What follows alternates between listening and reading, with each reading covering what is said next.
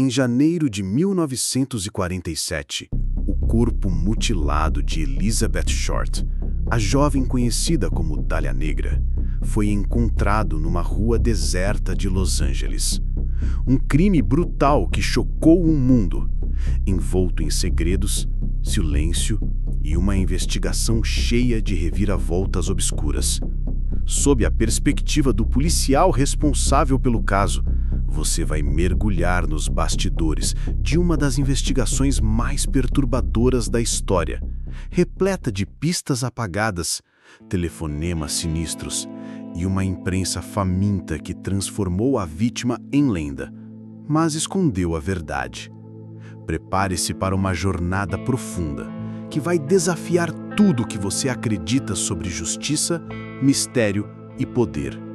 Você está pronto para encarar o que realmente aconteceu? Antes de começarmos, já se inscreva no canal, ative o sininho para não perder nenhum detalhe dessa e de outras histórias de arrepiar, e deixe seu like se você é fã de mistérios reais. Compartilhe este vídeo com quem você sabe que vai querer desvendar o enigma da Dália Negra junto com a gente. A verdade está mais perto do que você imagina, mas só os corajosos vão conseguir enxergá-la. A ligação que nunca se esquece. Não era minha folga, mas mesmo que fosse, algo me faria atender aquele telefone. Los Angeles, 15 de janeiro de 1947. O céu estava cinza naquela manhã, o tipo de cor que só aparece quando a cidade parece guardar um segredo grande demais para ser exposto à luz plena do sol. Eu, detetive Harry Hanson, já estava há 20 anos na força, e nada, absolutamente nada me prepararia para o que vi naquele dia. Quando o telefone tocou na delegacia central, eram 10 horas e 23 minutos da manhã. Do outro lado da linha, a voz da central soava firme, mas tensa. Alguém havia encontrado um corpo no meio de um terreno baldio em Leimert Park. A princípio soou como mais um caso. Los Angeles estava em crescimento acelerado e os crimes eram parte de sua anatomia. Mas algo na descrição daquela ligação me deixou em alerta. A atendente hesitou, e quando eu pedi para repetir, ela disse: "A mulher está cortada ao meio, senhor, sem sangue, os olhos abertos, como se estivesse sorrindo." Peguei minha jaqueta e fui direto para o endereço informado. Norton Avenue, número 3800. O local era um lote vazio entre duas construções residenciais. Ao chegar, me deparei com uma pequena aglomeração. Algumas crianças, um senhor de bengala e uma mulher de chapéu branco. Ela tremia, visivelmente. Era ela quem havia ligado. Chamava-se Betty Bersinger, dona de casa, 36 anos. Estava empurrando o carrinho de sua filha, indo ao sapateiro quando viu o que pensou ser um manequim abandonado. A mulher não conseguia parar de chorar, mas me contou que só notou que era um corpo humano quando se aproximou e viu os hematomas, os cortes, o sangue seco nas laterais da boca. O que ela viu ali, ela jamais esqueceria. E, sinceramente, nem eu. A cena era absurda, incompreensível. A jovem estava deitada de costas, nua, com os braços levantados e dobrados em ângulo reto, como se estivesse posando para uma fotografia grotesca. Seu corpo havia sido seccionado ao meio, com um corte tão limpo que nem os ossos da coluna pareciam ter sido quebrados, apenas separados, sem sangue ao redor. O corpo havia sido lavado e posicionado. E havia mais. O rosto da vítima fora desfigurado, com cortes profundos que se estendiam da comissura dos lábios até próximo às orelhas, formando um sorriso forçado. Um sorriso de morte. Meu parceiro, o detetive Finis Brown, chegou pouco depois. Nenhum de nós falou durante os primeiros 5 minutos. Apenas observamos. Eu me ajoelhei ao lado do corpo. Era uma jovem, 20 e poucos anos, cabelos escuros, ondulados, bonita, ou pelo menos havia sido. Solicitei que isolassem toda a área, mas já era tarde. A imprensa estava a caminho. Fotógrafos se aproximavam como abutres. Havia algo de diferente nesse caso. Algo teatral. Era como se o assassino tivesse encenado aquela cena. Como se quisesse que alguém visse. Como se aquilo fosse uma assinatura. A autópsia posterior indicaria que a morte não havia ocorrido ali. O local onde o corpo foi encontrado não era a cena do crime. O cadáver havia sido transportado, drenado de sangue, lavado com meticulosidade. A jovem apresentava sinais de tortura anterior à morte. Cortes no couro cabeludo, marcas de chicote nos quadris e nas pernas. O legista, Dr. Frederick Newbar, diria: o assassino sabia exatamente o que estava fazendo. Sabia onde cortar. Sabia como fazer aquilo parecer uma arte sombria. Foram suas palavras. E eu nunca esqueci. A identificação da vítima demorou menos de 24 horas. Impressões digitais revelaram seu nome, Elizabeth Short, nascida em Massachusetts, 22 anos, cabelos escuros, olhos claros, aspirante atriz. Uma ficha policial datada de 1943 por consumo ilegal de álcool enquanto menor de idade nos ajudou a localizá-la nos arquivos. Mas antes mesmo que eu pudesse notificar sua família, o Los Angeles Examiner já havia feito isso. Um repórter do jornal ligou para a mãe de Elizabeth, em Boston, dizendo que a filha havia ganhado um concurso de beleza, apenas para extrair informações pessoais, antes de revelar que ela estava morta. A mídia transformou Elizabeth em manchete antes mesmo de termos tempo de entender quem ela era. Eles apelidaram de A Dália Negra, em alusão ao filme noir The Blue Dahlia, que estava em cartaz, e talvez ao hábito dela de usar flores escuras no cabelo. O nome ficou, e com ele nasceu o mito, o crime mais brutal e mais falado da história de Los Angeles. Nos dias seguintes, a delegacia foi tomada por teorias, bilhetes anônimos começaram a chegar, pessoas alegando saber quem era o culpado, outras se acusando. Algumas, doentes mentais, apareciam chorando, dizendo que tinham matado a Dália. Um caos, um inferno. Mas algo dentro de mim já sabia. Este caso não seria resolvido da forma como esperávamos. A cena do crime era simbólica demais, fria demais, profissional demais. E Elizabeth, ela não era apenas uma vítima, era um espelho. E cada um via nela o que quisesse ver. A estrela fracassada, a mulher promíscua, a menina inocente, a assassina em potencial. Mas eu vi outra coisa.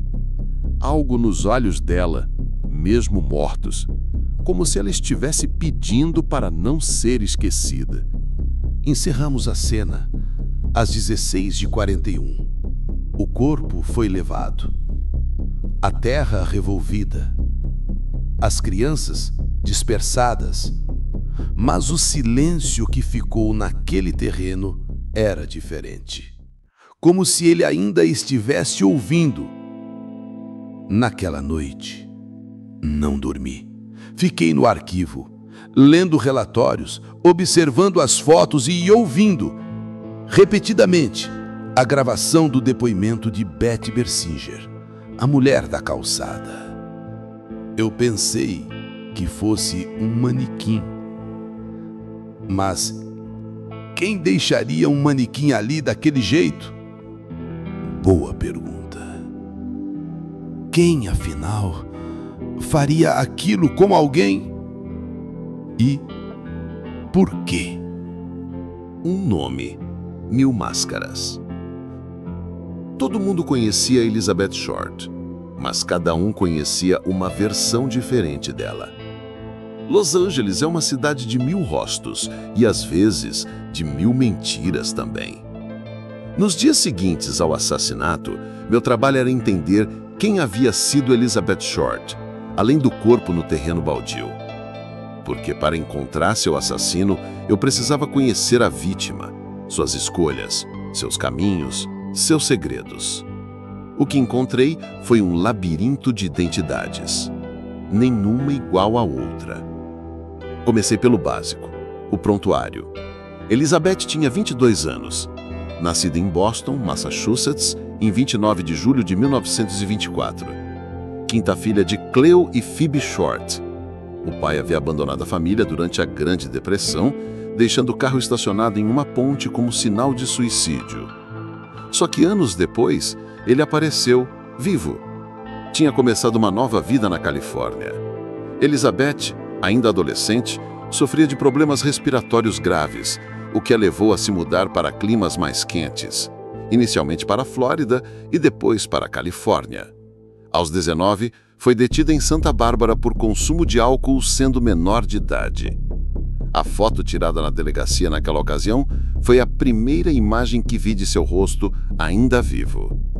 Cabelos negros ondulados, maquiagem acentuada, um olhar entre o desdém e o pedido de socorro.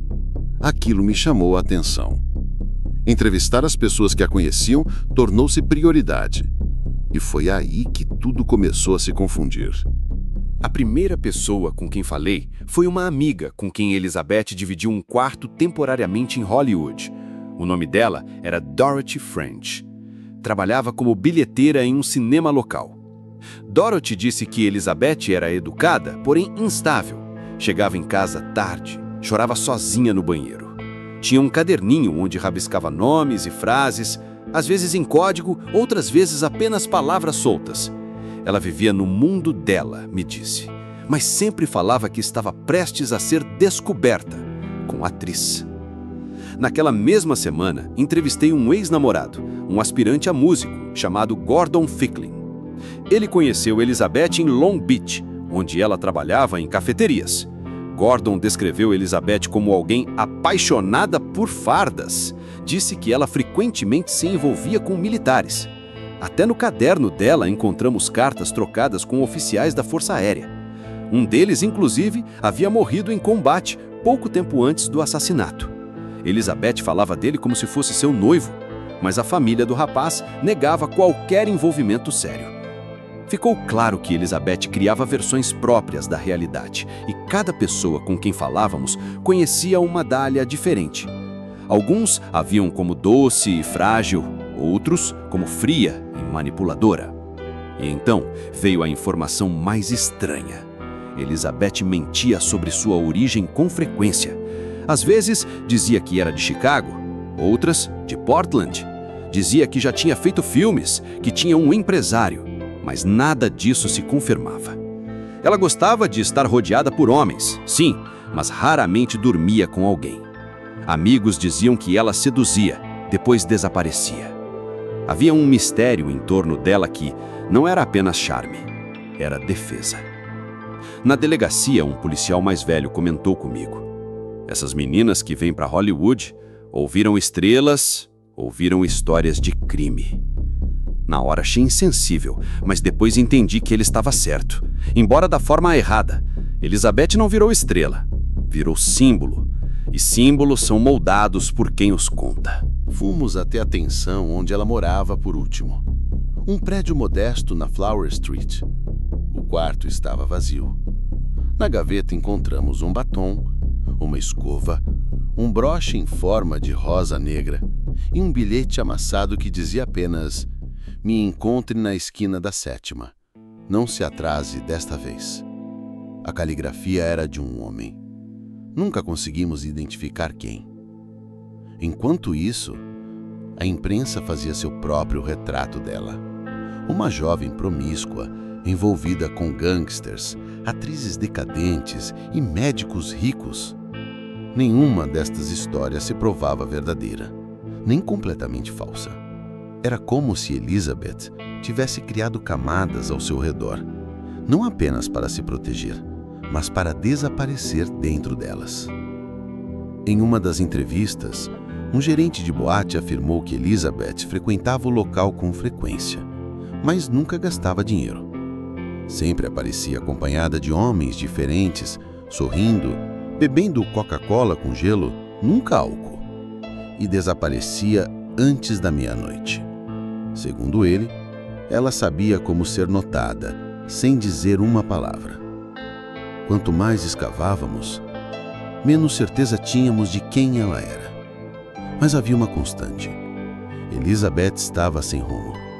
Nos últimos meses, pulava de cidade em cidade, de casa em casa, dormindo em sofás emprestados, se alimentando mal, vivendo de promessas, de papéis que nunca chegaram. Isso me atingiu. A imagem do corpo dela, limpo, posicionado com cuidado naquele terreno sujo, agora ganhava mais peso. Porque ali, ironicamente, foi o único lugar onde alguém a colocou com intenção clara. Era como se o assassino conhecesse todas estas versões dela e as tivesse reunido em uma só mensagem, cruel, definitiva. Um dia antes de morrer, Elizabeth foi vista no Biltmore Hotel, no centro de LA. A recepcionista confirmou. Ela parecia nervosa, olhava para o relógio o tempo todo, perguntava se havia alguma mensagem deixada em seu nome. Saiu de lá por volta das 22 horas. E depois, silêncio. A última pista era uma ligação. Uma mulher ligou para a delegacia dizendo que viu Elizabeth entrar em um carro preto na esquina da Olive com a Quinta. O motorista era um homem alto, de terno claro. O carro parecia ser um Packard modelo 1941. Ela não viu a placa. Nunca conseguimos confirmar essa informação, mas a descrição batia com relatos anteriores de um homem que insistia em ajudá-la a conseguir papéis em Hollywood. Voltei à foto do corpo, ao rosto mutilado, aos olhos abertos. Era como se ela ainda tentasse dizer algo. Talvez sobre ele, talvez sobre ela mesma. Elizabeth Short era uma jovem quebrada pelo peso de um sonho americano podre na base. Mas também era mais do que isso. Era alguém que lutava para se manter viva, mesmo quando tudo ao redor gritava para que ela se calasse. Para mim, isso sempre foi o mais perturbador, a forma como ela foi apagada da história antes mesmo de ser enterrada. Seus pertences foram devolvidos à família, mas uma caixa ficou comigo. Dentro, cartas, cartões postais, um bilhete de cinema, uma rosa de plástico e uma fita preta de cabelo. Coisas simples. Coisas dela. Às vezes, penso que ela queria ser lembrada não como um corpo partido, mas como uma pessoa inteira. E esse, talvez, tenha sido o meu maior fracasso. A mulher da calçada e o sorriso esquecido. Ela pensou que fosse um manequim jogado no mato. Mas ninguém esquece um sorriso daqueles. Toda grande investigação tem um ponto de ruptura. Um momento específico em que os fatos deixam de ser apenas dados e se transformam em cicatrizes. Para mim, esse momento foi quando encarei, por mais de uma hora, a mulher que encontrou o corpo. Não era uma criminosa, não era uma informante, era uma dona de casa comum, que naquele dia só queria consertar o sapato da filha. E saiu marcada por uma imagem que nem 1000 orações apagariam. Betty Bersinger, 36 anos, casada, 2 filhos, católica. Era uma terça-feira, 15 de janeiro, por volta das 10h20 da manhã, quando ela saiu de casa empurrando o carrinho da filha pequena por Norton Avenue, uma rua tranquila em Leimert Park. Segundo relatou a polícia e a imprensa posteriormente, estava indo até a loja de concertos na Crenshaw Boulevard, quando notou algo estranho no terreno baldio entre as duas casas. O relato dela veio com pausas, respiração entrecortada, a voz embargada, como se revivesse a cena a cada palavra. Pensei que fosse um manequim. Sabe como é, aqueles de loja? Tava muito branco e parecia partido, como se alguém tivesse jogado fora. O silêncio que seguiu foi insuportável, e ela continuou. Mas aí vi que era a pele e os olhos estavam abertos e o sorriso. Sim, o sorriso. O talhado grotesco nas comissuras labiais, os lábios abertos por cortes cirúrgicos, esticados de um canto ao outro. Um sorriso forçado, de terror. Um Glasgow Smile. Ela não sabia o nome técnico, mas sabia que aquilo a perseguiria para o resto da vida. Betty correu até a casa mais próxima e pediu que chamassem a polícia. A vizinha ligou para a central. E assim, minutos depois, o caso Dália Negra começou. Quando conversei com Betty pela primeira vez, ela estava em estado de choque. Eu tentei ser objetivo. Mas não era fácil. O trauma dela era real e, ao contrário de testemunhas que surgem para aparecer nos jornais, ela não queria estar ali. Não buscava os holofotes, buscava esquecer. Mas a memória não obedece a ordens. Durante a entrevista oficial, ela mencionou algo que muitos ignoraram, mas que eu não consegui tirar da cabeça. A noite anterior tinha sido estranha. Tinha um carro parado ali perto, acho que por volta das 2 da manhã. Fiquei com medo, mas achei que fosse alguém bêbado. Estava chovendo e ele só ficou ali. Depois foi embora. Questionei se ela viu alguém sair do carro. Ela disse que não, estava longe demais. Mas descreveu o carro como preto, talvez um Ford ou Packard. Brilhava, mesmo debaixo da chuva, disse ela. Anotei. Na época parecia detalhe, depois entendi que era pista. Revisitamos a área ao entardecer. Precisávamos entender como o assassino transportou o corpo. O terreno era exposto, sem cercas, colado em residências. Qualquer um que passasse poderia ter visto, mas era janeiro. Os dias amanheciam tarde. Às 5:30 da manhã ainda estava escuro. O assassino podia ter deixado o corpo entre 3 e 4 da madrugada. Mas por que ali? Ao redor, casas simples, famílias tradicionais, silêncio noturno. Nada que sugerisse perigo. E exatamente por isso, o local era perfeito. Ninguém esperaria ver aquilo ali. A teatralidade da cena ganhava força justamente pelo contraste com a rotina pacata do bairro. O posicionamento do corpo também indicava algo. Quem o deixou ali queria que ele fosse visto. Ela estava exposta, como numa vitrine macabra. Os braços erguidos, o tronco e as pernas afastadas, simetricamente separados. E a limpeza do corpo, lavada, sem manchas, indicava uma obsessão por controle. Nenhum amador faria aquilo, nenhum criminoso impulsivo. E mais, o assassino não teve pressa. O local não apresentava sinais de atropelo. As pegadas escassas, mas havia marcas de pneus recentes. Na grama úmida, conseguimos rastrear o contorno de pneus diagonais, como de um carro que havia entrado e saído de ré, sem dar voltas. Solicitamos análise comparativa com marcas de modelos Packard e Buick. Ainda não sabíamos, mas essa informação reapareceria semanas depois, quando interrogamos um médico com um veículo semelhante. Mas naquela tarde, meu foco ainda era Betty. Ela retornou à cena 2 dias depois, a convite da promotoria, para uma reconstituição. Tremia. Ficava olhando para os lados como se esperasse que algo surgisse do nada. O marido a acompanhava, sempre de mãos dadas. A mulher que por acaso encontrou a cena mais perturbadora da história da cidade, agora era assombrada por fantasmas que não via. E talvez, sem saber, tivesse visto mais do que contou. E foi aí que notei um detalhe no relato dela. Betty disse ter visto um brilho estranho na grama perto da cabeça da vítima. Algo metálico. Mas quando voltamos lá, a área já estava limpa. Os policiais da perícia não haviam coletado nada metálico ali. Fiquei obcecado com essa fala. Voltei aos registros. Solicitei reavaliação do perímetro. 3 dias depois, encontraram, a 10 metros do ponto onde a cabeça da vítima repousava, um pequeno clipe de cabelo preto com detalhes metálicos.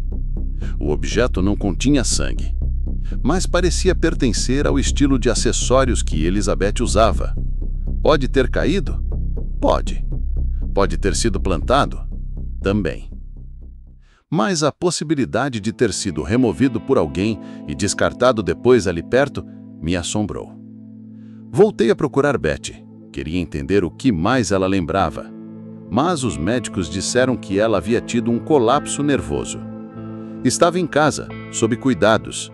Não quis mais falar. Disse que aquilo a estava perseguindo. Foi a última vez que falei com ela. E até hoje, acredito que ela viu algo mais. Talvez não conscientemente. talvez em um fragmento de memória enterrado pelo trauma. No meu relatório, anotei: testemunha apresenta sinais de estresse pós-traumático. Relato consistente, mas marcado por lacunas emocionais. Descrição de veículo pode ser relevante. Mas o departamento não deu continuidade. Naquela altura, a imprensa já dominava o caso. A mulher da calçada virou personagem, mas não humana, apenas nota de rodapé. O jornal publicou uma matéria intitulada "Dona de casa descobre a morte", como se aquilo fosse uma cena de filme no ar. Ela não quis mais sair de casa. Nunca mais deu entrevistas. Mudou-se de cidade anos depois. Mas o olhar dela, naquela sala da delegacia, ficou comigo. Era o olhar de quem viu o mal, sem entender que tinha olhado direto nos olhos dele. A anatomia da morte. Não era só o que fizeram com ela, era como fizeram. E o porquê disso era pior do que a própria morte. Os corpos não mentem. Às vezes, quem mente são os vivos. As testemunhas, os vizinhos, os jornais, até mesmo os suspeitos. Mas o cadáver, o corpo, quando examinado com paciência e técnica, conta tudo.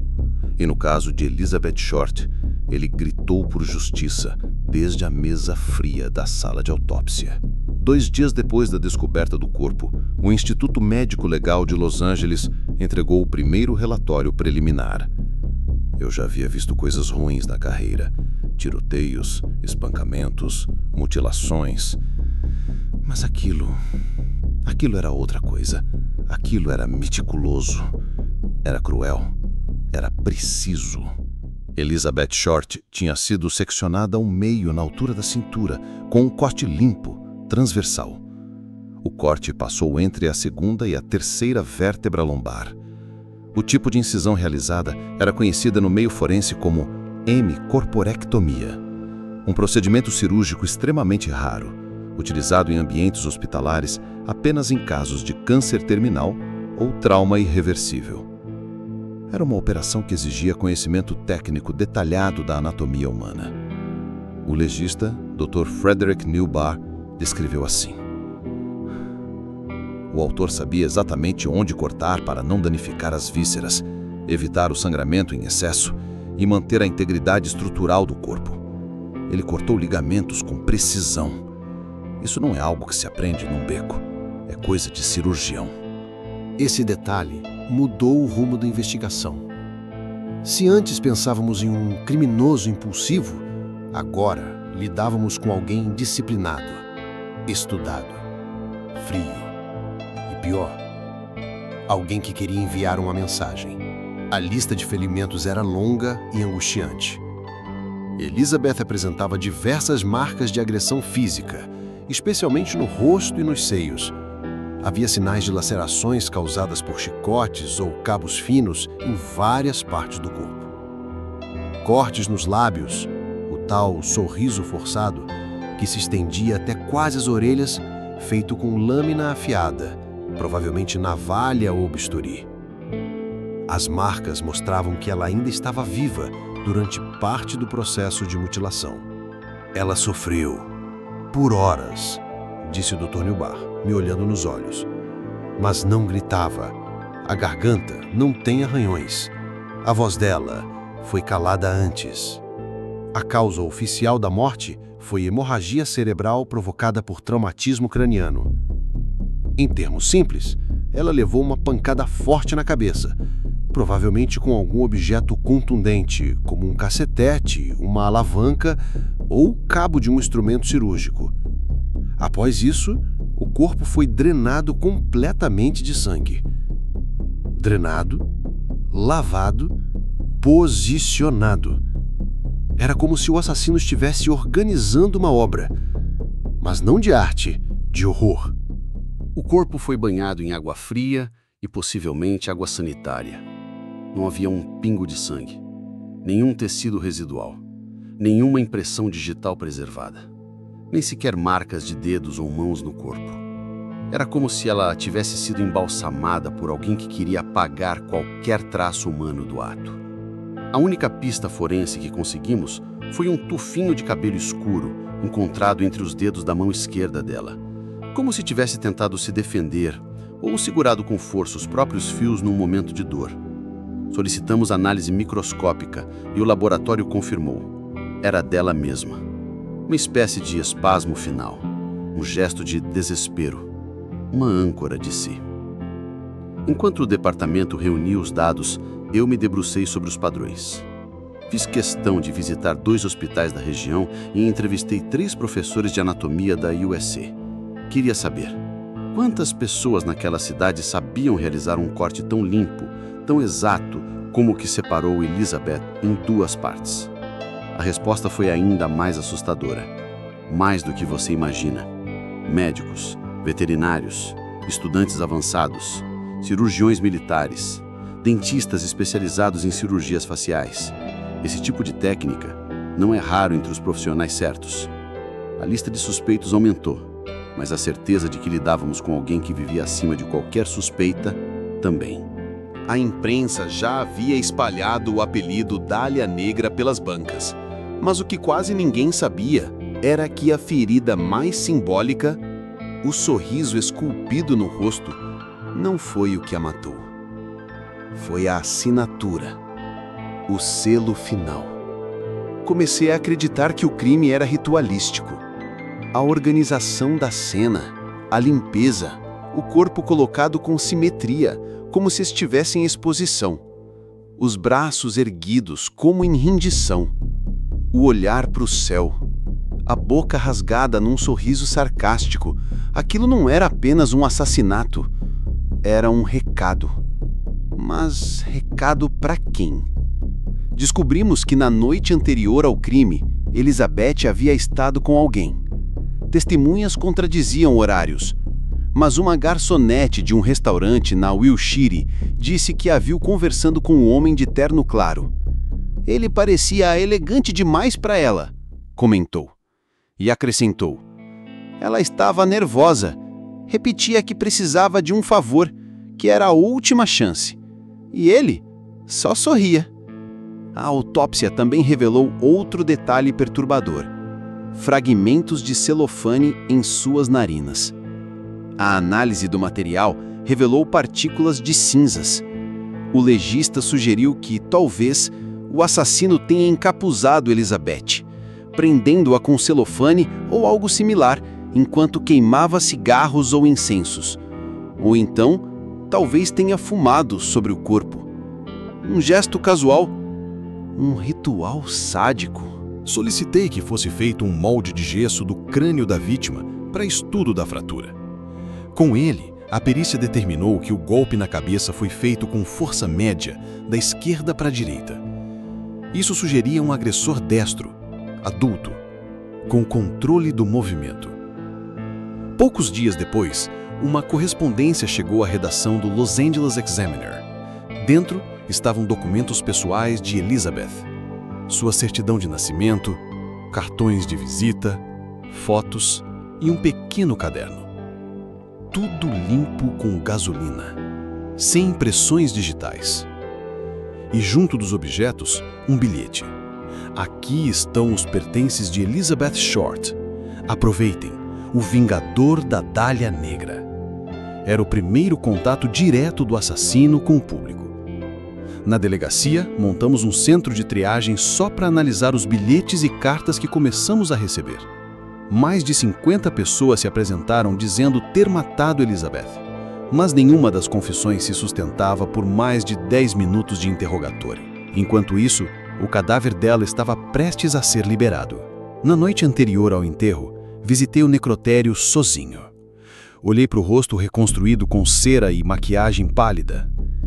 Ela parecia serena, pela primeira vez, mas mesmo ali, o que me impressionou foi o silêncio. O silêncio de um corpo que contava tudo, mas que ninguém queria ouvir direito. Deixei meu relatório inicial sobre a mesa do promotor. Elizabeth Short foi assassinada por um indivíduo com conhecimento médico ou cirúrgico. O crime teve motivações não apenas passionais ou sexuais, mas simbólicas. A forma como o corpo foi tratado indica planejamento, método e controle. O assassino desejava não apenas matar, mas eternizar o momento da morte. Quando voltei para casa naquela noite, lavei as mãos 3 vezes.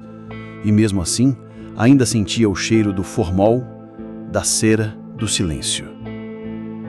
Os suspeitos de rosto limpo. Os monstros que procurávamos não estavam no submundo. Estavam em mansões. Usavam jaleco. Tinham diploma ou telefone direto com os chefes da cidade. Havia uma certeza em mim desde o início do caso.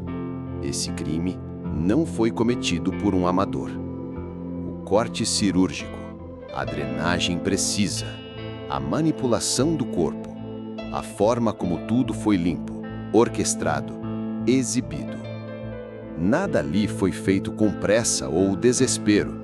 Quem matou Elizabeth Short sabia o que estava fazendo. E isso nos conduziu a um grupo de suspeitos que, à primeira vista, ninguém gostaria de investigar. Médicos, cirurgiões, militares, homens respeitados, ricos, intocáveis. Eu comecei a chamar esse grupo, nos meus relatórios internos, de os rostos limpos. Não pelo asseio em si, mas pela forma como se apresentavam ao mundo. Intocáveis, irrepreensíveis. Mas ali, entre eles, estava a chave do crime. Ou ao menos, eu acreditava que estava.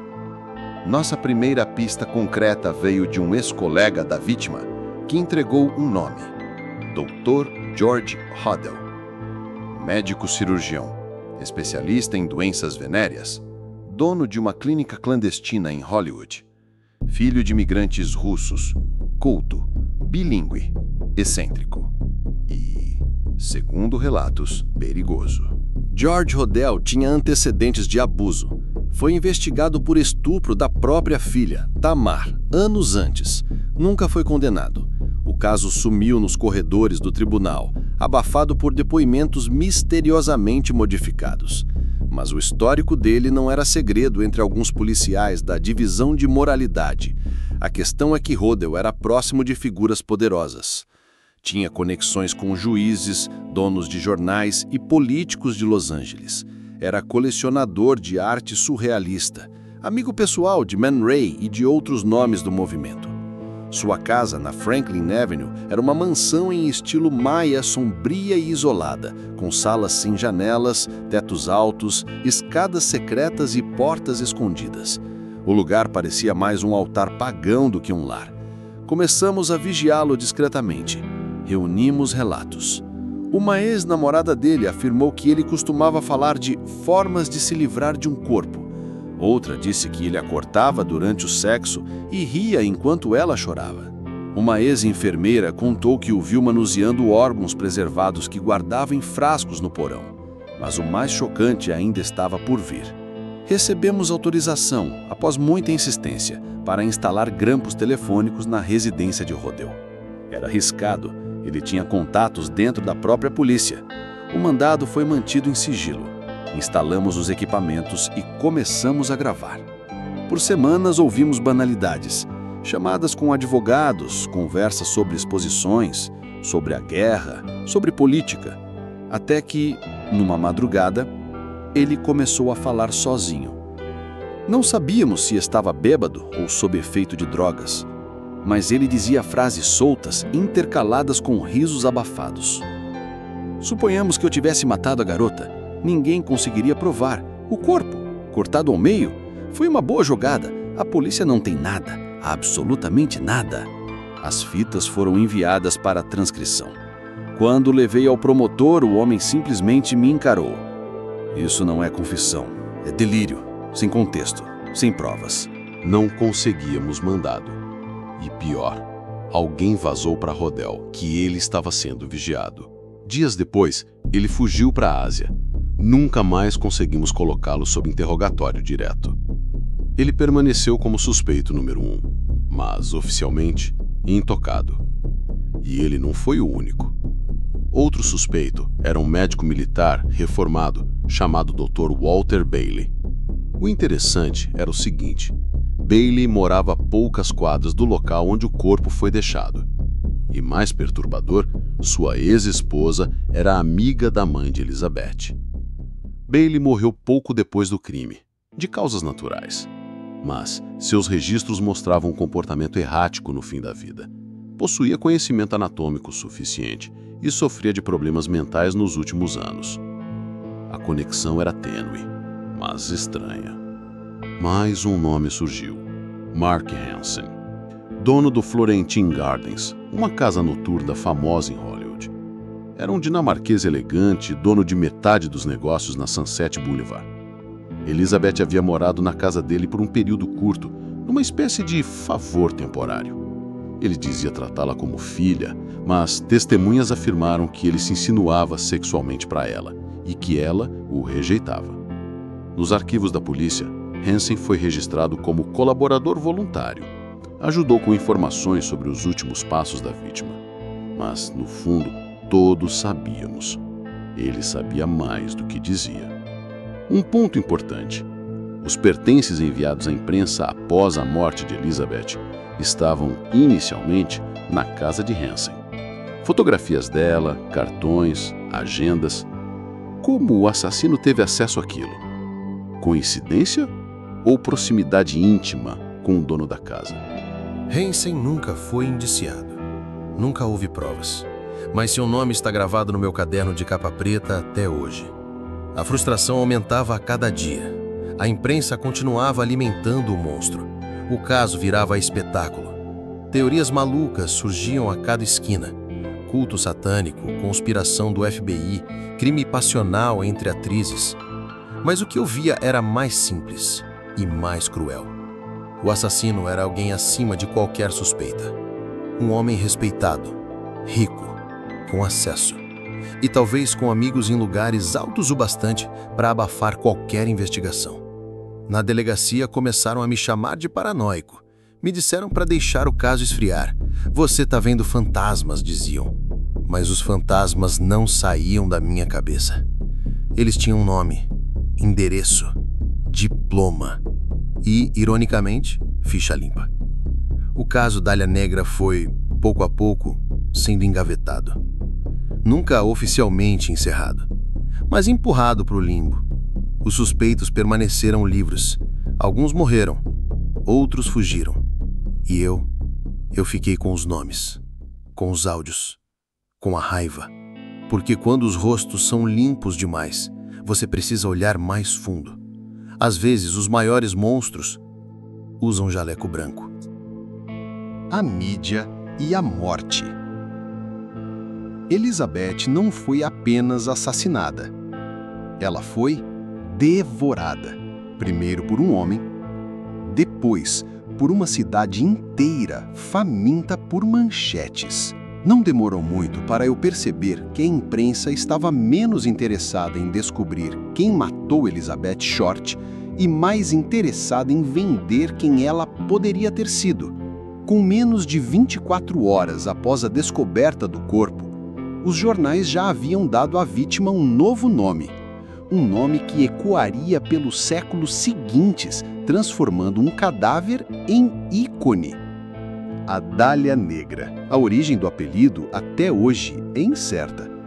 Alguns dizem que foi baseado no filme noir The Blue Dahlia, estrelado por Veronica Lake, lançado no ano anterior. Outros afirmam que colegas de Elizabeth lhe deram esse apelido por causa do vestido preto e da flor escura que ela costumava usar nos cabelos. Mas, na prática, o nome foi um batismo fúnebre, um rótulo que permitiu à imprensa tratá-la não como vítima, mas como produto. E, a partir daquele momento, foi isso que ela se tornou. Os jornais se alimentaram da tragédia com apetite selvagem. Cada dia trazia uma nova manchete, mais cruel que a anterior, a Dália Negra. Bela e perigosa? Sexo, mistério e morte, a noite final de Elizabeth Short. Ela dormia com o diabo?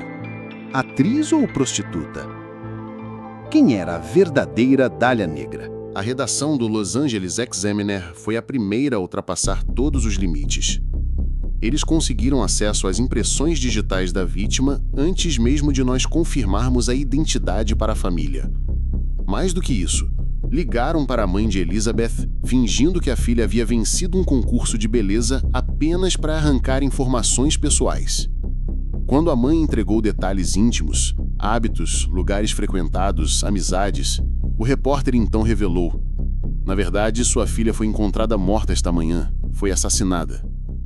Esse momento grotesco se tornou para mim o segundo assassinato de Elizabeth. O primeiro foi físico, o segundo, moral. A partir daí, o corpo da jovem passou a ser esculpido e mutilado por palavras todos os dias. Enquanto eu corria entre interrogatórios, reconstituições e laudos forenses, os jornais criavam versões paralelas da história, cada uma mais fantasiosa que a anterior. Diziam que ela frequentava orgias, que estava envolvida com mafiosos, que participava de rituais satânicos. Nada disso havia sido comprovado, nada havia sido sequer citado oficialmente.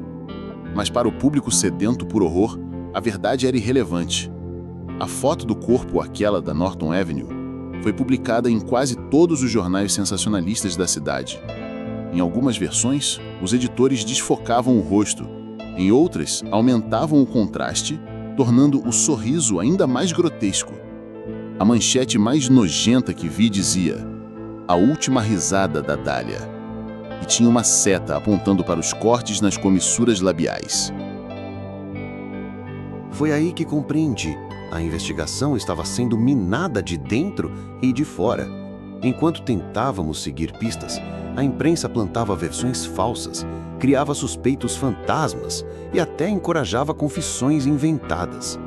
Mais de 50 pessoas foram interrogadas nos 2 primeiros meses após o assassinato.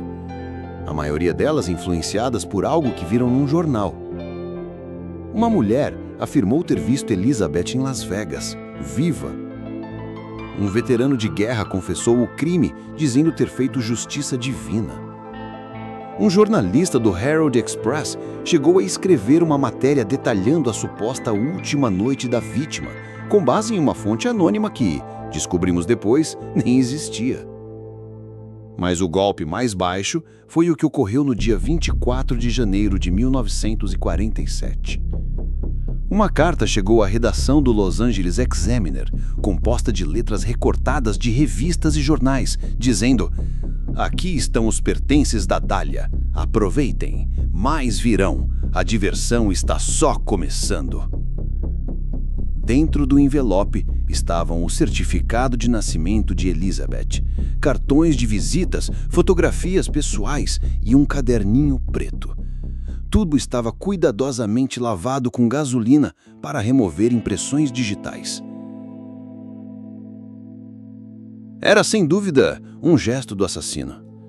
Mas, ao invés de entregar diretamente à polícia, o jornal fotografou o conteúdo e publicou em primeira mão.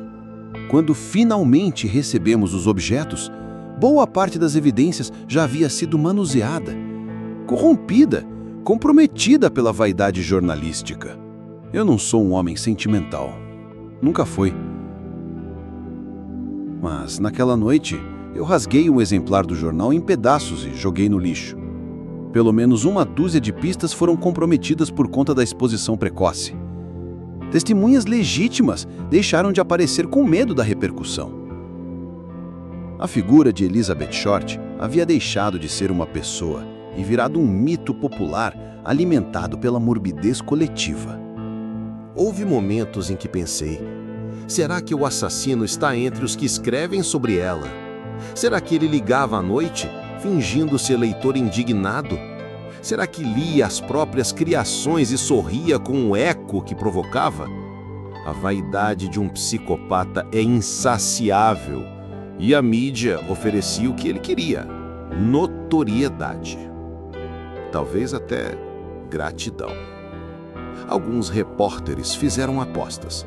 Foi um médico bêbado, foi um amante rejeitado, foi um artista fracassado. Outros mais cínicos diziam: O assassino fez um favor a ela. Hollywood teria devorado do mesmo jeito. Essa frase me enoja até hoje. Enquanto isso, eu, Brown e a equipe nos revezávamos em tornos exaustivos. Cada carta recebida, cada bilhete anônimo, cada novo relato inventado, tudo precisava ser apurado, mesmo quando sabíamos que era mentira. A mídia transformou o caso em um monstro incontrolável.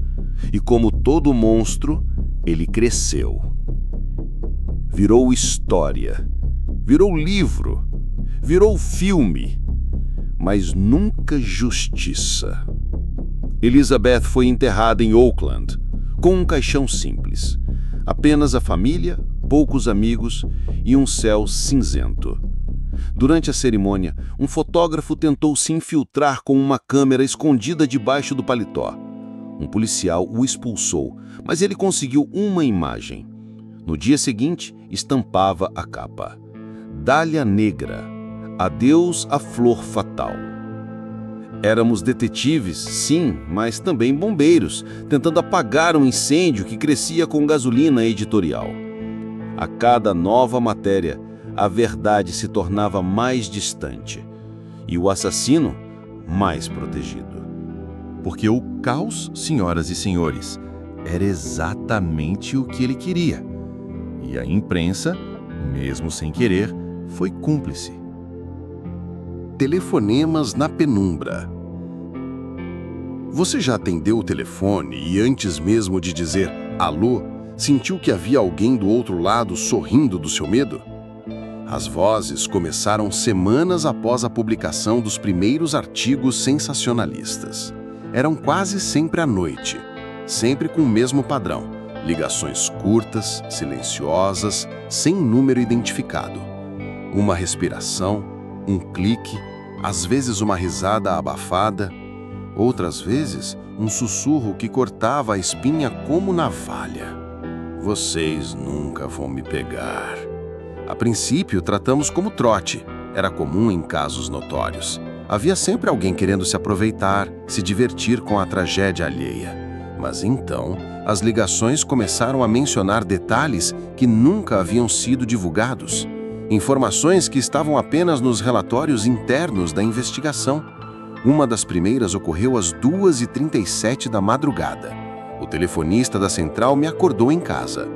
Detetive Hanson, tem uma ligação que o senhor vai querer ouvir. Está na linha 4. Quem é? Não se identificou, disse apenas: é sobre a menina, a que sorri com sangue. Peguei o telefone. Segundos de silêncio, então uma voz, grave, baixa, masculina, arrastada. Você viu os olhos dela? Eles não estavam mortos ainda. Você percebeu isso? Aposto que você achou que fosse só uma bonequinha quebrada. Tentei gravar. A linha caiu antes. Nenhum ruído de fundo, nenhum sotaque óbvio, mas o que me marcou foi o tom. Não havia emoção, não havia raiva. Era apenas constatação. Frieza absoluta. Solicitamos rastreamento. A ligação vinha de uma cabine no centro, perto da Fifth Street. Chegamos minutos depois. Estava vazia. Apenas um cigarro ainda aceso no chão. Marca rara, Murad, turco, difícil de encontrar nos Estados Unidos naquela época. Adicionamos esse detalhe aos arquivos. 3 dias depois, outra ligação. Essa veio direto para a delegacia. O atendente anotou o que conseguiu antes do sujeito desligar. Ela pedia por alguém chamado Red. Você sabia disso? Ela gritava por ele, mas ele não veio. Sabe por quê? Porque ele também queria que ela morresse. Red. Esse nome voltou várias vezes. Elizabeth Short havia se relacionado com um homem conhecido como Robert Red Manley, vendedor ambulante, casado, com quem teve um breve envolvimento. Ele foi um dos últimos a vê-la com vida. Trouxemos Manley para interrogatório. Era nervoso, mas cooperativo. Disse que havia deixado Elizabeth em frente à estação de ônibus de Los Angeles no dia 9 de janeiro. Ela teria dito que iria se encontrar com a irmã, mas o problema era, Elizabeth não tinha irmã em Los Angeles. Durante horas pressionamos Manley. Fizemos teste com detector de mentiras. Ele passou. Disse que gostava dela sim, mas que não teve mais contato depois da despedida. Mas então, dias depois de liberá-lo, ele recebeu uma ligação em casa. Você acha que se livrou, Red? Ela te chamou. Ela morreu te chamando. A esposa de Manley entrou em colapso. Ele teve que ser internado por esgotamento nervoso semanas depois. E o mais bizarro, essa ligação nunca foi tornada pública. Só nós sabíamos. E o homem que ligou. As ligações continuaram. Algumas pareciam feitas por adolescentes imitando a voz do assassino. Outras vinham com frases recortadas de jornais, lidas como se fossem confissões. Mas entre esses ruídos havia uma frequência. As ligações mais perturbadoras sempre vinham entre 2 e 3 da manhã, em noites de chuva ou neblina. Sempre curtas, sempre com frases entrecortadas. Uma vez recebi: vocês viram as fotos erradas. Ela tinha outras. Fotos em preto e branco, com o pai, com o homem da flor. Vocês não encontraram o baú. Encontraram? Baú? Que baú? Revirei todos os arquivos.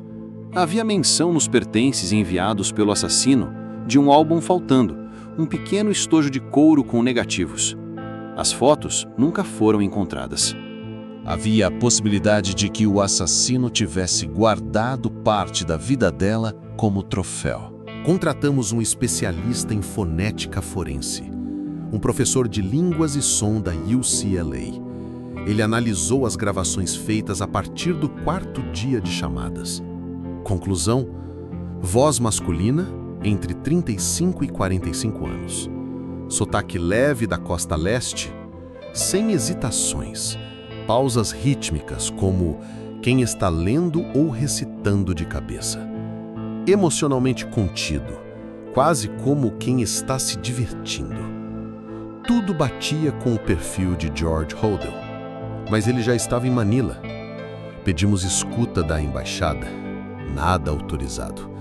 Pedimos auxílio do consulado, negado. E o mais perturbador, meses depois, as ligações pararam, do nada. Até que em 1950, 3 anos após o assassinato, recebi uma última chamada. Era fim de turno, eu já tinha guardado a pasta. O telefone tocou. Peguei, distraído.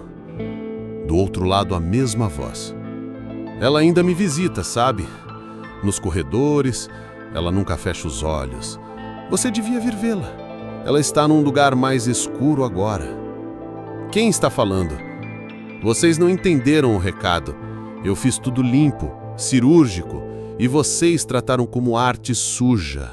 Ela merecia mais. Você merecia menos. O que você quer? Só que pare de procurar, porque se você continuar, vai encontrar outro sorriso, talvez no espelho. E a linha caiu. Não consegui dormir naquela noite. E nos dias seguintes, mandei verificar todo o meu apartamento. Nenhum sinal de invasão, nenhum fio cortado, nenhum microfone. Mas algo havia mudado. Pela primeira vez, senti que ele estava perto, muito perto. Comecei a evitar o telefone. A cada toque, o coração disparava. E ainda hoje, se escuto um chiado na linha antes de alguém falar, meu sangue gela. Elizabeth Short foi assassinada, mas o assassino não quis só matar, ele quis deixar uma presença, um fantasma que não sussurra nos cantos, mas liga direto para o coração da dúvida. E quem sabe, ainda ligue. As páginas queimadas. Há crimes que morrem pela falta de provas, outros pelo excesso delas. Mas o caso da Dália morreu porque alguém lá em cima quis enterrá-lo em silêncio. As páginas começaram a desaparecer discretamente.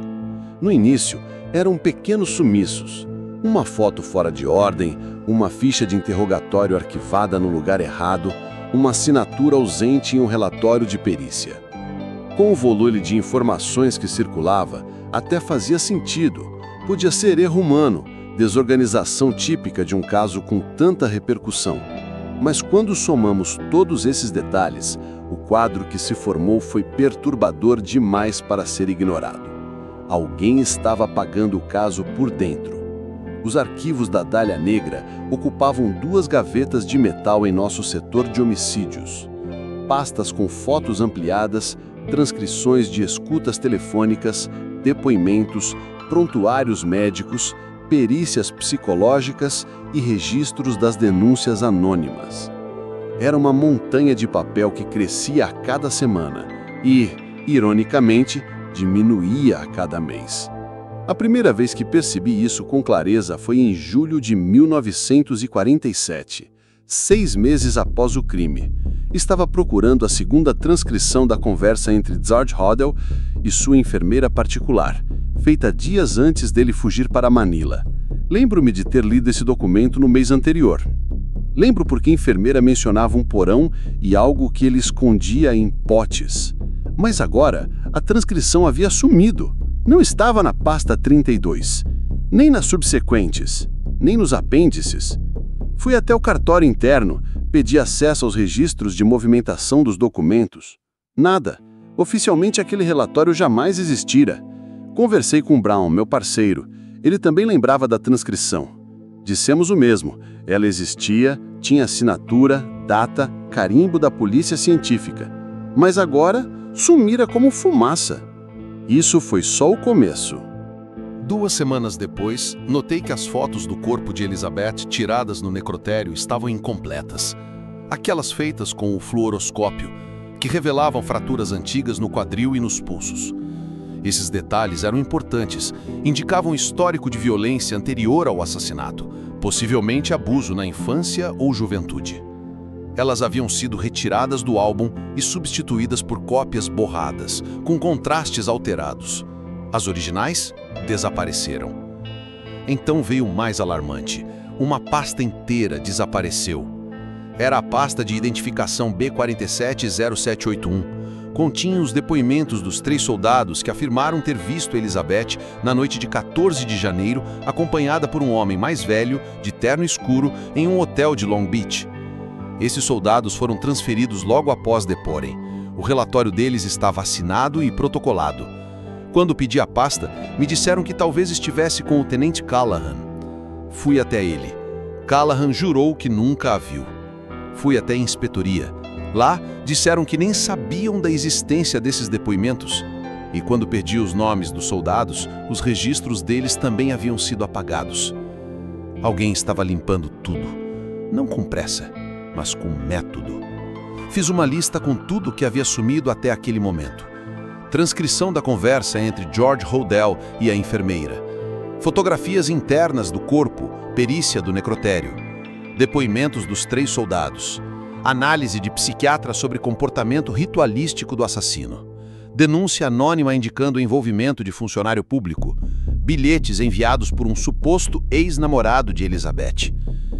Todos esses documentos, que apontavam para ligações com pessoas influentes, estavam sendo apagados. E não era o acaso. Confrontei o chefe do departamento, Tenente Rourke. Perguntei diretamente. Estamos sendo sabotados?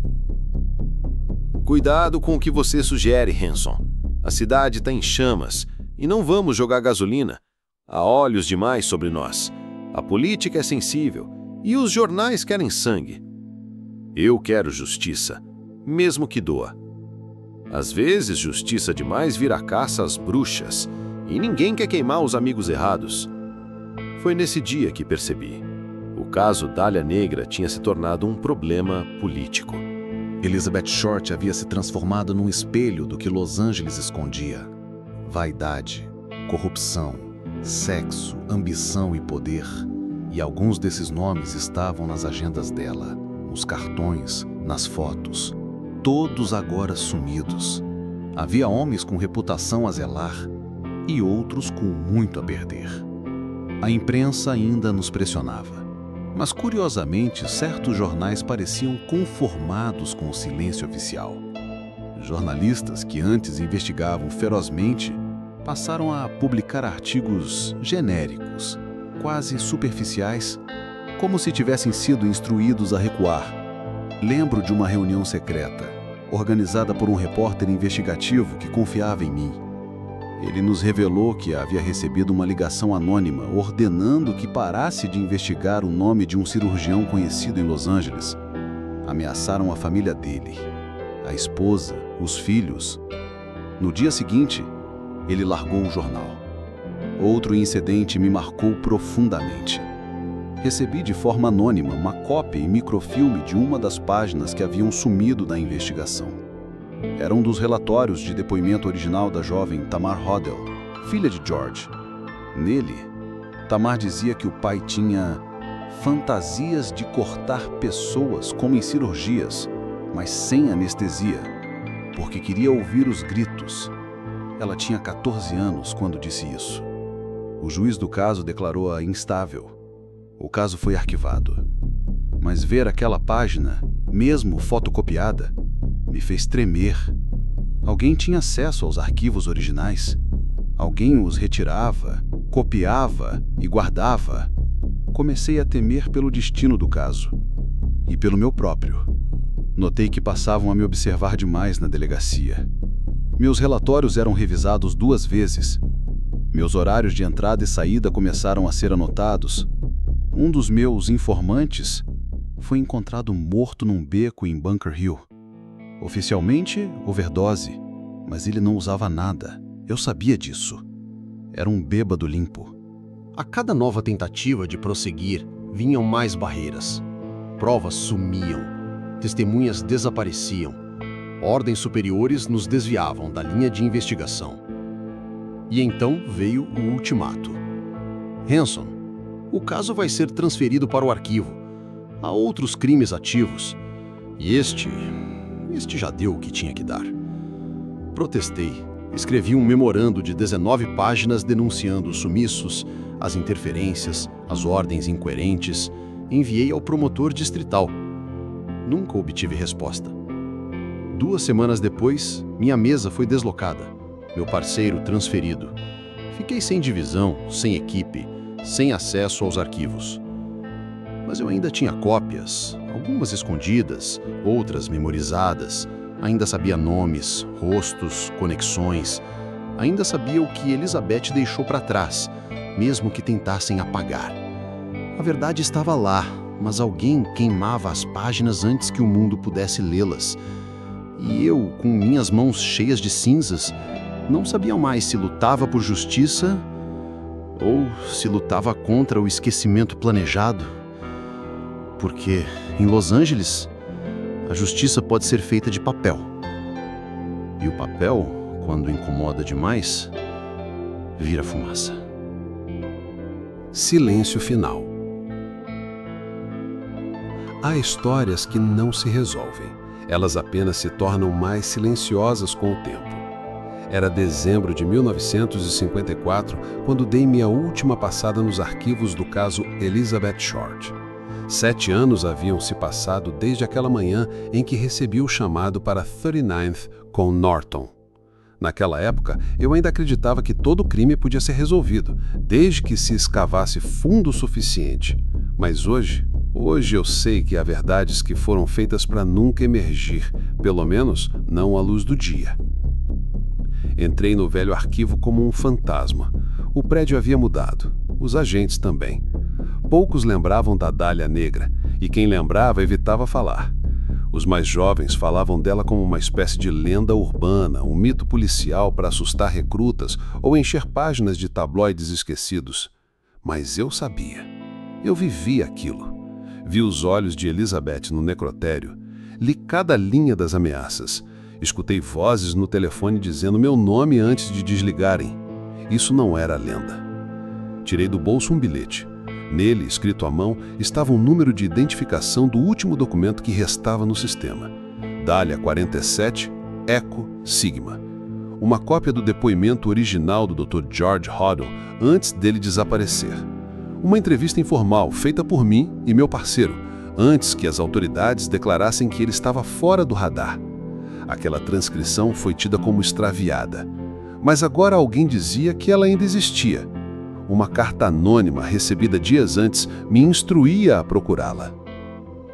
Na última gaveta do corredor mais empoeirado, encontrei a caixa cinza de papelão. Ao abri-la, meu coração quase parou. Lá estava o depoimento, datilografado, com manchas de umidade, mas intacto.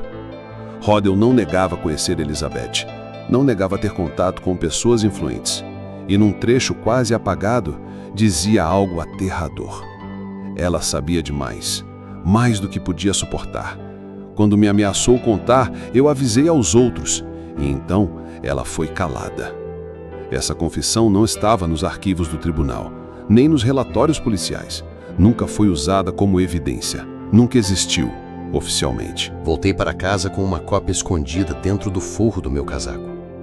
Aquela noite, sonhei com corpos flutuando em pias cirúrgicas, com mãos ensanguentadas digitando relatórios que depois eram queimados, com a voz de Elizabeth sussurrando: "Você sabe, mas não pode dizer." Acordei com suor no rosto e taquicardia. Peguei o gravador e comecei a narrar tudo, linha por linha, nome por nome, lugar por lugar. Eu não confiava mais em papéis, nem em arquivos. Minha memória seria o último refúgio da verdade. Naquela semana, tentei entregar o depoimento a um novo procurador distrital. Um jovem bem-intencionado, mas cheio de medo institucional. Ele ouviu minha história com atenção, mas ao final disse: "Sr. Hansen, com todo respeito, esse caso já é passado. Não há o que fazer com isso agora. Não há provas, não há corpo. Só há ecos. Ecos. Era isso que a verdade se tornara. Um sussurro abafado por 7 décadas de silêncio.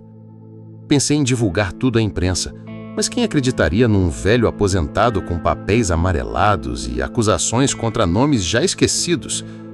Tentei agendar uma entrevista com uma rádio local.